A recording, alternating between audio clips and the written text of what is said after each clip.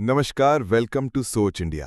आज हम एक ऐसे जियोपॉलिटिकल डेवलपमेंट पर बात करने वाले हैं जो भारत के लिए आने वाले सालों में गेम चेंजर बन सकता है।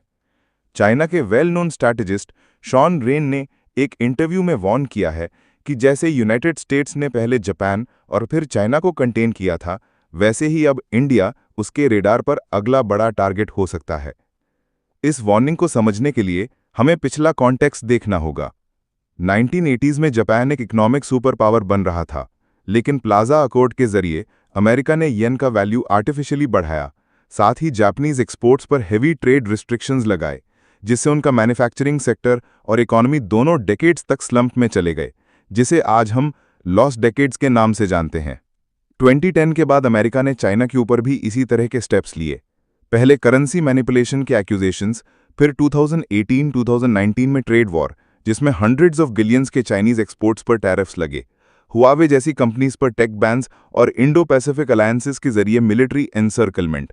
अब एक्सपर्ट्स कह रहे हैं कि इंडिया का फास्ट इकोनॉमिक राइज, रशिया के साथ एनर्जी डील्स और चाइना के साथ लिमिटेड थॉ अमेरिका के लिए एक स्ट्रेटेजिक चैलेंज बन रहा है। इस थियरी को रीसेंट डेवलपमेंट सपोर्ट करते हैं। डोनाल्ड ट्रंप ने रशिया से सस्ता क्रूड ऑयल इंपोर्ट करके रिफाइन करके एक्सपोर्ट करने पर इंडिया पर डायरेक्ट निशाना साधते हुए कहा कि America is not going to subsidise Indian profits, और उन्होंने अनाउंस किया कि 25% एडिशनल टैरिफ इंडियन एक्सपोर्ट्स पर लगाया जा रहा है, जो अगस्त 27 से 50% तक बढ़ जाएगा।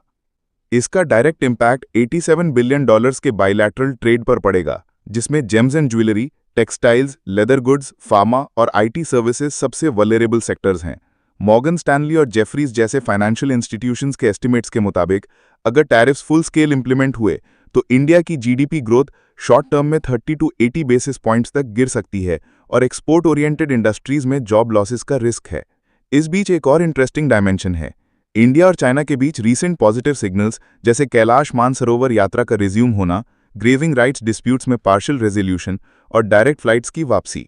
ये मूव्स एक तरफ इंडिया की स्ट्रेटेजिक ऑटोनॉमी दिखाते हैं, लेकिन दूसरी तरफ वॉशिंगटन इन्हें अ टिल्ट टुवर्ड्स बीजिंग के रूप में इंटरप्रेट कर सकता है। रशिया भी ओपनली वार्निंग दे रहा है कि वेस्ट के सैंक्शंस गेम और इकोनॉमिक वेपनाइजेशन से बचने के लिए इंडिया को अपने स्ट्रेटेजिक पार्टनरशिप्स डाइवर्सिफाई करने चाहिए। अगर फ्यूचर में US India trade tensions escalate हुए तो इसका असर सिर्फ इकोनॉमी पर नहीं, बल्कि डिफेंस प्रोक्योरमेंट, टेक्नोलॉजी ट्रांसफर्स और डिप्लोमैटिक कोऑर्डिनेशन पर भी होगा। फॉर एग्जाम्पल, क्वाड जैसे प्लेटफॉर्म्स में कोऑपरेशन स्लो हो सकता है। लॉन्ग टर्म में रिस्क ये है कि अगर इंडिया अपने एक्सपोर्ट मार्केट्स को डाइवर्सिफाई नहीं करता तो जापान की तरह एक प्रोलॉन्ग्ड स्लोडाउन का फेस कर सकता है, स्पेशली जब ग्लोबल सप्लाई चेन्स में रीशफलिंग हो रही है। लेकिन ये एक अपॉर्चुनिटी भी है। बैलेंस डिप्लोमेसी, ब्रिक्स प्लस और एससीओ जैसे मल्टीलैटरल प्लेटफॉर्म्स का इफेक्टिव यूज, यूरोप, आसियान और अफ्रीका के साथ ट्रेड डीपन करना और डोमेस्टिक मैन्युफैक्चरिंग को स्ट्रेंथन करके इंडिया एक मल्टीपोलर वर्ल्ड में सेंट्रल पिलर बन सकता है। आखिर में सवाल ये है कि क्या भारत को अपनी फॉरेन पॉलिसी वेस्ट सेंट्रिक रखनी चाहिए या फिर चाइना रशिया के साथ प्रैग्मैटिक कोऑपरेशन बढ़ाते हुए एक ट्रूली इंडिपेंडेंट पावर बनने की तरफ कदम बढ़ाना चाहिए। आपका इस बारे में क्या सोच है, कमेंट में जरूर बताइएगा। जय श्री राम।